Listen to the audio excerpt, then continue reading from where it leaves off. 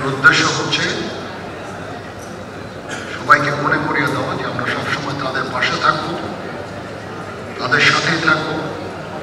তাদের এখানে অনেকে আহত, অনেকে চলাফেরা করতে পারেন না, দেখতে পারেন না। আমি আপনাদেরকে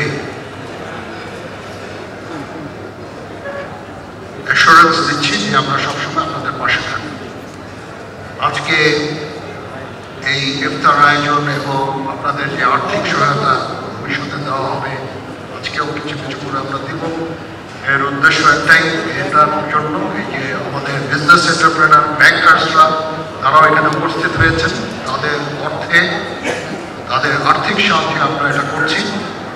তাছাড়াও ডিজিএফআই আপনাদের জন্য টাকা অর্থ দান করেছেন, সে অর্থ আপনার কাছে পৌঁছাবে ইনশাআল্লাহ। এসএসএফ স্পেশাল সিকিউরিটি ফোর্স টাকা দিয়েছেন এবং এই সমস্ত ব্যাংকাররা টাকা দিয়েছেন। আমরা সেনাবাহিনীর তরফ থেকে টাকা খরচ করছি। আমরা আজ পর্যন্ত 4200-র উপরে আহতদের চিকিৎসা আমরা দিয়েছি এবং দিয়ে যাচ্ছি।